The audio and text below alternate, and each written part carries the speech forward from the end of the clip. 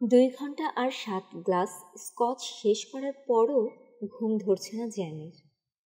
একা একা বিছানায় শুয়ে মনে মনে ক্লেবর্নের মুন্ডু চিবাচ্ছে সে। অবশ্য থেকে থেকে নিজের উপরেও রাগ হচ্ছে ওর। দোষটা তো অনেকটাই ওর।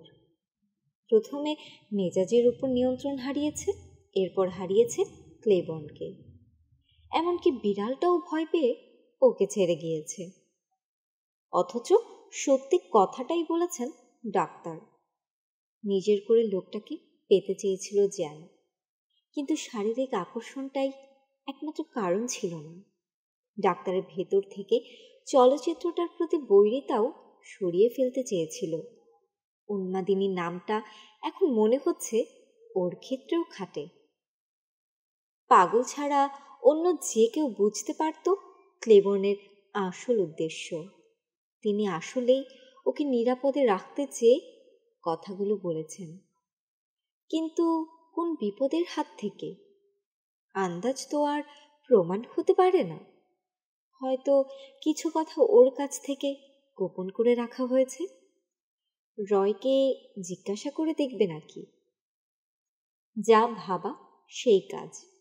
বিছানার পাশে বাতিটা জ্বালিয়ে ফোনের দিকে হাত বাড়ালো ও। রয়ের নাম্বার ডায়াল করল, কিন্তু কেউ ধরল না। রিসিভার রেখে দিয়ে বাতি বন্ধ করে দিল আবার। কাঁধ পর্যন্ত কম্বল তুলে নিতে নিতে ভাবল, রয় ফোন ধরেনি, ভালোই হয়েছে।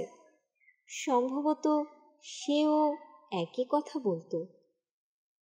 উন্মাদিনীতে অভিনয় না করানোর জন্য রাজি করাবার চেষ্টা চালাতো।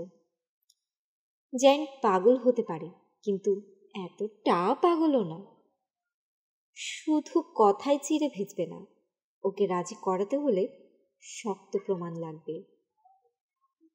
গত 5টা বছর অক্লান্ত পরিশ্রম করে আজ এখানে এসে পৌঁছেছে ও। বয়স তো দিন দিন কমে না, বরং বাড়ে। তাই এত বড় সুযোগ এত সহজে ছাড়বে না যেন। আকাশের দিকে তাকিয়ে আছে মার্টি ডিসকল। সাধারণত প্যাটিওর সামনে লাগানো কাচের দরজা দিয়ে আকাশের তারা আর নিচের উপত্যকা দেখতে পাওয়া যায়, কিন্তু আজ তারার কোনো হদিস নেই। সত্যি বলতে কি, বাইরে কিছুই দেখা যাচ্ছে না।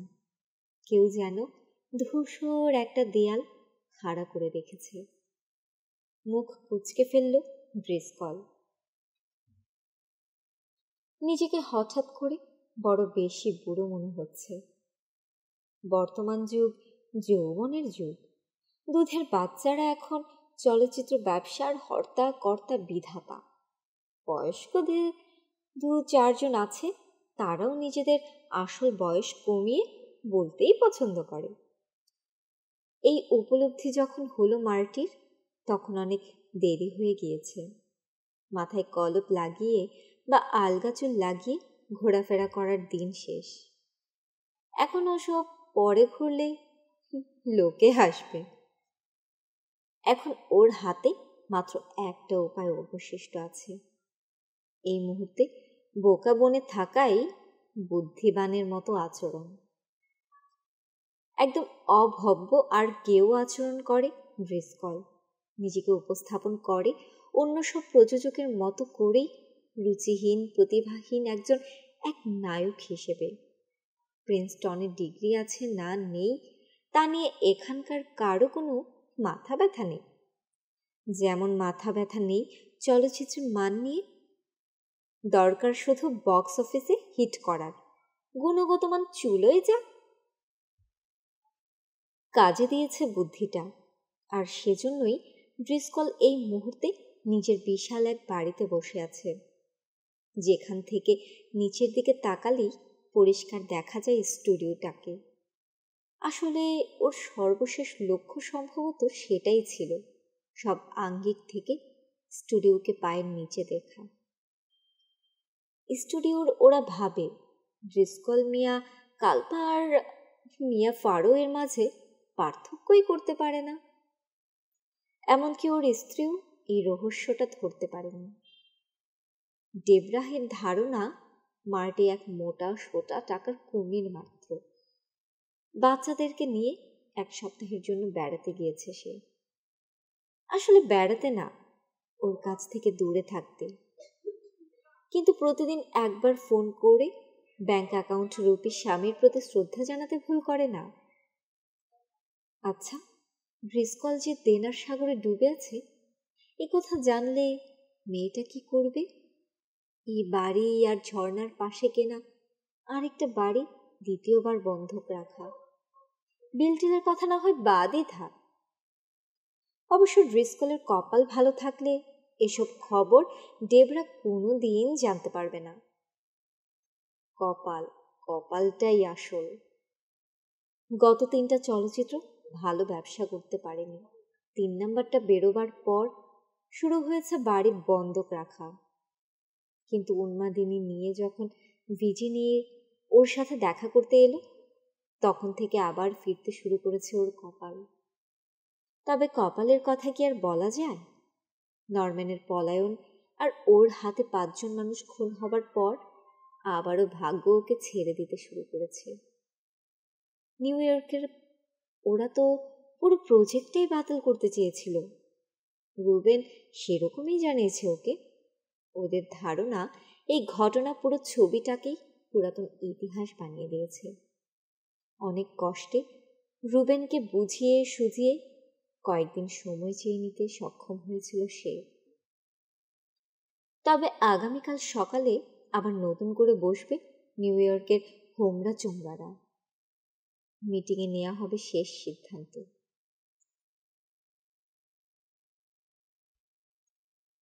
সেই সাথে আবার যোগ হয়েছে ক্লেবর্ন লোকটা। এখন পর্যন্ত রয় এমএসকে সামলাতে পেরেছে সে, কিন্তু ক্লেবর্ন ঝামেলার জন্ম দিয়েছে। আস্তে আস্তে আরো গাঢ় হচ্ছে তা। উন্মাদিনী থেকে যে কিছু লাভ তুলে আনবে সেই সম্ভাবনা হাওয়া হয়ে গিয়েছে প্রায়। আর আজ বিকেলের কথা আর কি বলবে? স্যান্টো ভিজিনিকে মানসিক ভারসাম্যহীন বলা সহজ, কিন্তু তার অর্থ তো এই না যে ওকে আগুন লাগাবার অভিযোগে অভিযুক্ত করা যাবে। ড্রিসকল একটা সিগার ধরালো। উচিত হয়নি, কেননা সিগারের আগুন ওকে অনেক কথা মনে করিয়ে দিচ্ছে। কয়েকদিন আগের কথা, প্রোডাকশনে বীমা সংক্রান্ত নিয়মগুলো পড়ার সময় একটা বিশেষ লাইনে আটকে যায় ওর চোখ। যদি কোনো অ্যাক্সিডেন্ট ঘটে তাহলে সংশ্লিষ্ট সবাই পূর্ণ পারিশ্রমিক পাবে। যেমন প্রধান অভিনেতা বা অভিনেত্রীদের মৃত্যু বা আহত হওয়া, অথবা আগুনে পুড়ে সেট বা অভিনয়ের সরঞ্জামাদি নষ্ট হওয়া। কপাল ফিরছে বলে মনে হয়েছিল ওর। শুধু শুধু ঝুঁকি নেবার কি দরকার? টাকা তো চাইলে এখনই নিতে পারে সে। প্রযোজক হিসেবে স্টুডিও থেকে যে ফিটা পাবার কথা ছিল সেটা। যত টাকা এখন পর্যন্ত বিনিয়োগ করেছে বলে দেখাতে পারত, তার পুরোটা ফেরত পেত। ঈশ্বরের ইচ্ছার উপর তোর মানুষের হাত চলে না। এই টাকাগুলো পেলে শোধ হয়ে যেত সব ধার। পরিকল্পনা একদম সহজ ছিল। গ্যাসোলিনের ক্যানটা সেটে নিয়ে যেতে কোনো কষ্টই হয়নি। ভুল করে ফেলেছি গ্যাসোলিন ছড়িয়ে দেবার আগে বিছানার চাদরে ধরিয়ে দিয়ে। শিখাটুকু আর্টের মনে সন্দেহ জাগাতে যথেষ্ট ছিল। বিছানার নিচে ক্যানটা ঠেলে দেবার সময় পেয়েছিল সে কেবল। এরপর পরিমরি করে পাশের দরজা দিয়ে পালায়। অফিসে ফেরার পথেও কেউ দেখেনি ওকে, কিন্তু আসল কাজটার সময়েই ভাগ্য পক্ষে ছিল না। নিজের চামড়া বাঁচাবার জন্য বাধ্য হয়েই ক্লেবর্নকে ওই বানানো গল্প শোনাতে হয়েছে ওকে। দিন 2 মাঝে চলে যাবে ওই মনোবিদ। রুবেনদের মিটিংয়ে শেষ হয়ে যাবে। জর্জ ওয়ার্ড উন্মাদিনীর প্রচারণা নিয়ে যে কথা বলছে সেটা ওদেরকে বোঝানো কষ্টই হয়ে যাবে। তবে তাতে কিছু যায় আসে না। মার্টি ড্রিসকল কষ্ট করেও এতদূর এসেছে, সামনেও কষ্ট করেই চলবে। রাতের অন্ধকারের দিকে তাকিয়ে পায়চারি করছে সে। বাতির আলো ঢেকে দিয়েছে কুয়াশা, কিন্তু আগামীকাল আবার জ্বলবে সেটা। বিশ্রাম নেওয়া দরকার, দরকার আর মাত্র একটা দিন। যদি এগিয়ে যাবার নির্দেশ আসে, তাহলে অন্যরা কোনো চুলোয় গিয়ে মরল, তাতে ওর কিছু যায় আসে না। ক্যাপাটের লেখক, মাথা নষ্ট মনোবিদ, বোকা মেয়েটা প্রায় উন্মাদ পরিচালক, আর নিজের প্রেমে মত্ত নায়ক, সবাই চুলোয় যাক। রাতের অন্ধকারে ভিজিনির মনে হলো মৃতরা ওর সামনে এসে উপস্থিত হয়েছে। মনে হলো হট টাবের বুদবুদ ফ্যাদ করে উঠে আসছে ফুসকুড়ি পড়া দেহ আর মাংসহীন সব মুখাবয়ব। কিন্তু এখানে তো কোনো হট টাব নেই। এই মুহূর্তে ঠিক কোথায় আছে সে তাও জানে না। জায়গাটা কুয়াশা দিয়ে ঢাকা, ও নিজেও তাই। কুয়াশা, বাষ্প না, ঠান্ডা, গরম না। পাহাড় ধরে শিকারীর মতো হাসছে সে, জানে আজকে নেশা করা উচিত হয়নি। এও জানে আজ বাড়িতে থাকলেই ভালো করত। কুয়াশা আর রাতের চাদরে ঢেকে দিতে হতো অদ্ভুত এক চিন্তাগুলোকে, কিন্তু এই চিন্তাগুলোর যন্ত্রণাতেই পিল খেতে বাধ্য হয়েছে ভিজিনি। আর পিল ওকে বাধ্য করে ঘর ছেড়ে বেরোতে। না, ভুল হলো। চিন্তা না, স্মৃতি। স্মৃতি ওকে টেনে এনেছে এখানে, যে স্মৃতিগুলোর হাত থেকে পালাতে চায় ও। মৃতদের যে স্মৃতিগুলো ওকে তাড়িয়ে বেড়ায়। মামা মিয়া, হ্যাঁ, মামা মিয়ার স্মৃতি। যেদিন তার গ্রামে সৈন্যরা এসেছিল, সেদিনের স্মৃতি। সেদিন মামা মিয়া ওর হাত ধরে টেনে নিয়ে গিয়েছিল টাউন স্কোয়ারে। রবিবারে লম্বা বিকেলে বেলায় ওখানে পিকনিক করতে যেত ওরা। চমৎকার সব সুর বাজাতো ব্যান্ড দল। তবে সেদিন ব্যান্ড দল ছিল না। যেখানে দাঁড়িয়ে গান করতো লোকগুলো, সেই জায়গাটাও ভেঙে ফেলা হয়েছিল। সুর বলতে কিছু ছিল না, ছিল পাথরের উপর বুটের আওয়াজ। চতুর্দিক থেকে স্কয়ারকে ঘিরে ফেলেছিল সৈন্যরা। প্রথমে মদের নাগাল পেয়েছিল তারা, এবার মেয়েদের। মামা যখন লোকগুলোকে দেখে পালাবার প্রয়াস পেল, তখন অনেক দেরি হয়ে গিয়েছে। ছোট ভিজিনিকে একটা টেবিলের নিচে লুকিয়ে রাখতে পেরেছিল শুধু। তারপরেই ধরা পড়ে সৈন্যদের হাতে। 5-6 জন ছিল তারা, বেশিও হতে পারে। নাকি অন্যরা পরে এসে যোগ দিয়েছিল, জানে না ভিজিনি। কেননা সেই মুহূর্তেও ছিল টেবিলের নিচে। নিজের কান্না, সৈন্যদের উল্লাস আর মামার চিৎকার ছাড়া আর কিছুই শোনা যাচ্ছিল না। আচমকা বারবার একটা শব্দ হতে শুরু করলো, ব্যাম ব্যাম ব্যাম। সেই সাথে নড়ছিল টেবিলটা। ভিজিনির পুরোটা দুনিয়া তখন শব্দময় হয়ে গিয়েছিল, ব্যাম ব্যাম। উধাও হয়ে গিয়েছিল চিৎকার, উধাও হয়ে গিয়েছিল হাসি। ছিল শুধু বম ব্যাম ব্যাম। আর ছিল গুঙিয়ে ওঠার আওয়াজ, মামা মিয়ার গোঙানি। টেবিলের সামনে লেগে গিয়েছিল লম্বা একটা লাইন। অনেকক্ষণ পর পর একজোড়া বুট পরা পা সরে যাচ্ছিল ভিজিনির চোখের সামনে থেকে। সেখানে এসে দাঁড়াচ্ছিল একই রকম বুট পরা অন্য একজোড়া পা। ময়লা কাদায় মাখামাখি হয়ে গিয়েছিল ওগুলো। আর নাকি 15 বুট জোড়ায় ছিল লালচে আভা। ওগুলো যে রক্ত, তা বুঝতে পেরেছিল ভিজিনি। কিন্তু মাথার ভেতরে আর মাথার উপরে হতে থাকা শব্দের হাত থেকে বাঁচার জন্য সেদিকেই তাকিয়েছিল। সেই তখন থেকে ওর মাথার ভেতরে জায়গা করে নিয়েছিল শব্দটা, ব্যাম ব্যাম ব্যাম। পিল ছাড়া যার হাত থেকে কোনো রেহাই নেই। সেদিন অনেকক্ষণ পর বন্ধ হয়েছিল শব্দটা। হাসতে হাসতে বিদায় নিয়েছিল সৈন্যরা। চারপাশ ফাঁকা হয়ে গেলে বেরিয়ে এসেছিল ভিজিনি। টেবিলের সামনে দাঁড়িয়ে হা করে সবকিছু দেখছিল। মাত্র 5 বছর বয়স ছিল তার, আর জীবনের সর্বপ্রথম যে নগ্ন নারী দেহ দেখেছিল তা ছিল ওর মায়ের। সারা দেহ অসংখ্য ক্ষতে ভর্তি, রক্ত ঝরছিল। ওকে দেখতে পেয়ে ফিসফিস করে মামা বলছিল, স্যান্টো। পুরোপুরি উচ্চারণ করতে পারেনি, 2 ঠোঁটে মাঝখান থেকে রক্ত মাখা একটা বুদবুদ বেরিয়ে এসেছিল কেবল।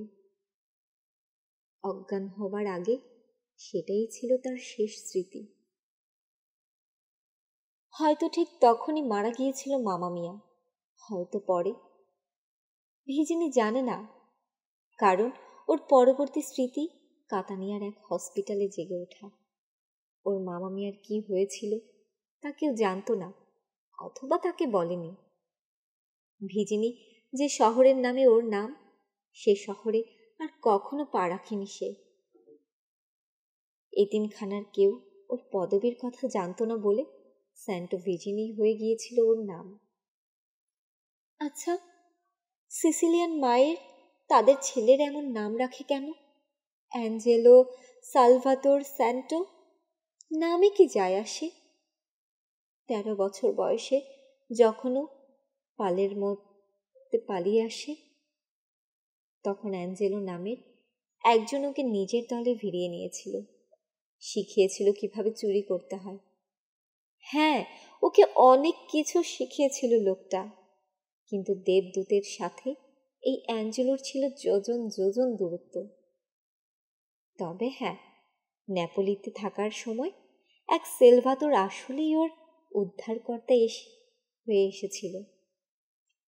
ক্যারাবিনিয়ারি যখন ভিজিনিদের ছোট অপারেশনটা বরবাদ করে দেয়, তখন সেলভাতোর বাঁচিয়েছিল ওকে, কিন্তু যে মাদক ব্যবসা করতো ওরা, সেই মাদকের হাত থেকে বাঁচায়নি। স্যান্টো নিজেও তো কোনো সেন্ট বা সাধু ব্যক্তি না, কোনো সাধুর পক্ষে রোমা, মিলান আর মার্সেই তো যা হয়েছে তা থেকে বেঁচে ফেরা সম্ভব না। যখন নগ্নতাকে অশ্লীলতা ধরা হতো, তখন কোনো সাধু কি পারত স্লাভ ফিল্ম বানাতে? উপরে উঠতে গিয়ে হোঁচট খেল ভিজিনি। জোরে জোরে শ্বাস নিচ্ছে এখন। কুয়াশা এতটাই ঘন যে কিছুই দেখতে পাচ্ছে না ও। সাইনপোস্ট পড়া তো দূরে থাক। এখন কোথায় আছে সে ভাবছিল, কিন্তু ঠিক সেই মুহূর্তে পায়ের নিচে শক্ত রাস্তা পেয়ে বুঝতে পারল পাহাড়ের শীর্ষে এসে পৌঁছেছে। না, ভুল হলো, পাহাড়ের শীর্ষে না, সারা দুনিয়ার শীর্ষে। পকেটে একটা পিল এখনো আছে, পানি ছাড়াই সেটা গিলে ফেলল ও। সবকিছু ভুলে যাওয়াই ভালো, মনে রেখে লাভ কি? মামা মিয়ার কথা ভুলে যাও, ভুলে যাও আমাকে বড় করে তোলা জাজিকাদের কথা। আর স্লাভ ফিল্মের ওই কুত্তিটার কথা মনে রেখেই বা লাভ কি? ওই কুত্তিটার যা প্রাপ্য ছিল তাই পেয়েছে, মরাই উচিত ছিল তার। ছুরিটা বের করার আগ পর্যন্ত হাসছিল সে, গুঙিয়ে উঠছিল থেকে থেকে থেকে থেকে করছিল শীতকার। আচ্ছা, মামা মিয়ারও কি ভালো লাগছিল তখন? ব্যথা পেয়ে গুঙিয়ে ওঠা আর আনন্দে গুঙিয়ে ওঠার মধ্যে পার্থক্য কি? 5 বছরের এক বাচ্চার সেটা বোঝার কথা না। আর এখন নিশ্চিত হবার কোনো উপায় আছে কি? ঝোপের আড়ালে যখন এক নামহীন পুরুষের সাথে গড়াগড়ি করছিল সে, যখন ভিজিনিকে পেটে ধরার প্রক্রিয়া সমাধা করছিল, তখন নিশ্চয়ই খুব ভালো লেগেছিল মামা মিয়ার। বাকি রইল নরমান বেটসের মা কামিয়ে ফেলা গোফের জায়গায় আঙুল বুলালো ভিজিনি। নরমানের চরিত্রে কিন্তু তাকে খুব মানাতো, কেননা ভিজিনি নরমানকে বোঝে, কিন্তু চরিত্রটা পেল কে? পল নরমান। অথচ নরমানের ব্যাপারে তার কোনো ধারণাই নেই। আসলে কারোরই ধারণা নেই, এমনকি ডাক্তারদেরও না। শুধু আছে ওর, স্যান্টো ভিজিনি। গত বছর ফেয়ারভিলে গিয়েছিল, হোটেলের ধ্বংসাবশেষ, বাড়িটা সব দেখে এসেছে। ভেবেছিল একদম আসলের মতো করে বানাবে উন্মাদিনী। সফল হবে চলচ্চিত্রটা। ড্রিসকল এসব বোঝে না। লোকটা শুধু টাকা চেনে। তার দরকার শুধু অ্যাকাউন্টে টাকা জমা হওয়া। গুণগত মান চুলোয় যাক, কিন্তু ভিজিনির মতো একজন আর্টিস্টের কাছে মানটাই আসল। এমন এক দুনিয়ায় আছি আমরা, যেখানে মেয়েরা তাদের সব নগ্ন রহস্যগুলো স্কার্টের আড়ালে লুকিয়ে রাখে। তাই এই দুনিয়ার দরকার ওর মতো, নরমানের মতো মানুষদের। গোপন রহস্যটা বের করার জন্য, অশুভকে প্রকাশ করে শান্তি দেবার জন্যই ওদের জন্ম। ম্যারি ক্রেইনের সাথে সেটাই করেছে নরমান, যেমনটা ও করবে জ্যানির সাথে। পিটপিট করে তাকালো ভিজিনি। কুয়াশা ভেদ করে দেখার প্রয়াস পাচ্ছে। পিলের সংখ্যাটা একটু বেশিই হয়ে গিয়েছে। বাইরের মতো ওর মাথার ভেতরেও কুয়াশা ভর করে আছে। তবে কেন এখানে এসেছে তা এখনো ভুলে যায়নি।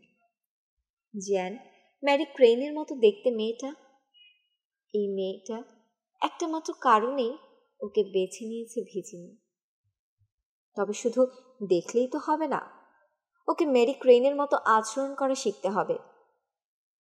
বেচারা নরমানকে নিজেকে ছুঁড়ে দিয়েছিল চোটটা। জেন হারপারের ভেতর থেকে বাড়তি সব কিছুকে সরিয়ে ফেলতে হবে ওর। এমনভাবে কাজটা করতে হবে যেন ওর শুধু মাংসটুকুই অবশিষ্ট থাকে। এরপর শাওয়ারে যে ম্যারি ক্রেইন ছিল, ঠিক ওর মতো বানাতে হবে জেনকে। আচমকা পরিষ্কার হয়ে গেল কুয়াশা। মনের চোখে ভিজিনি দেখতে পেল জ্যানকে। নগ্ন মেয়েটা চরম পুলকে স্বীকার করছে। আসল চরম পুলক কখন হয় জানে কি মেয়েটা? যখন মৃত্যু আসে। নরমানকে পছন্দ করি আমি। ম্যারি ক্রেইনকে নিশ্চয়ই সে বুঝিয়ে দিয়েছে কে আসল পুরুষ। ভিজিনিও তাই করবে জ্যানের সাথে। গুঙিয়ে উঠল জ্যান। বিছানায় দারুণ খেয়াল দেখাচ্ছে রয়। অসাধারণ। ছেলেটার চেহারার দিকে তাকিয়ে তার আদর উপভোগ করতে আরো ভালো লাগছে। আচমকা রয়ের চেহারা হয়ে গেল ক্লেবোর্নের চেহারা। ওর দেহের উপর শুয়ে থাকছে ডাক্তার, ঠিক যেমনটা ও চেয়েছিল। কিন্তু বেশিক্ষণ এক রইল না চেহারাটা। এই যে এখন পল মর্গ্যান সঙ্গম করছে ওর সাথে। চোখ বন্ধ করে ফেলল জ্যান, নিষেধ করছে ওকে। কিন্তু আবার যখন চোখ খুলল তখন বুঝতে পারল কোথাও কোনো সমস্যা আছে। পলের চেহারা উধাও হয়ে গিয়েছে। এখন তার স্থান নিয়েছে স্যান্টো ভিজিনি। পরিশ্রমে হাঁপাচ্ছে লোকটা। বগল থেকে ফোঁটায় ফোঁটায় পড়ছে সুগন্ধিযুক্ত ঘাম। উঠে বসল জ্যান। হাত দিয়ে ভিজিনির চেহারা খামচে ধরার প্রয়াস পেল। কিন্তু এখন ওই দেহটার কোনো চেহারা নেই। চেহারার জায়গা কেমন যেন ধোঁয়াশে হয়ে আছে। কিন্তু জেইনের অন্তরাত্মা জানে লোকটা নরমান বেটস না হয়ে যায় না। এতক্ষণ ধরে দেখা চেহারাগুলো আসলে মুখোশ। এখন লোকটার আসল চেহারা বেরিয়ে এসেছে। আচমকা সেই চেহারাটা দেখার তীব্র আকাঙ্ক্ষা জেগে উঠল ওর মনে। ঠিক সেই মুহূর্তে তীব্র চিৎকারে আসলেই চোখ খুলে তাকালো সে। ঘুম ভেঙে গিয়েছে। প্রথম প্রথম শোবার ঘরের অন্ধকার ছাড়া আর কিছুই নজরে পড়ল না। কিন্তু আবার হলো সেই চিৎকার, সেই সাথে দরজায় দম দম ঘুষির শব্দ। দেহের উপর থেকে চাদর সরিয়ে বাতি জ্বালালো ও। বিছানা ছেড়ে স্লিপার পায়ে গলাতেও বেশিক্ষণ লাগলো না। দৌড়ানোর মাঝেই হাতে তুলে নিল রোপটা। আমাকে ঢুকতে দাও। দরজার ওপাশ থেকে কোনের আওয়াজ ভেসে এলো। দরজা খোলার পর যেন দেখতে পেল মেয়েটা প্রচণ্ড শীতে কাঁপছে। কুয়াশার মাঝে দাঁড়িয়ে থাকা অবস্থায় চোখ দিয়ে পানি ঝরছে ওর। কি হয়েছে? কেবল বাসায় এলাম। বাচ্চাদের মতো বেঁকে গেল ক্রন্দনরত চেহারাটা। নড করল জ্যান, বুঝতে পেরেছে। জানতে চাইল, তোমার চাবি কই? পার্সে খুঁজে পাচ্ছি না। লোকটা দাঁড়িয়ে ছিল ওখানে। লোকটা? কোন লোকটা? কোনি হাত দিয়ে কুয়াশাচ্ছন্ন রাস্তার দিকে ইশারা করল। গাড়ি থেকে বের হয়ে দেখি গাছের নিচে একটা লোক দাঁড়িয়ে আছে। ভয় পেয়ে গিয়েছিলাম। মনে হচ্ছিল আমাকে ধরতে এসেছে। কাঁপতে থাকা মেয়েটার ঘাড়ের উপর দিয়ে উকি দিল জ্যান। আমি তো কাউকে দেখতে পাচ্ছি না।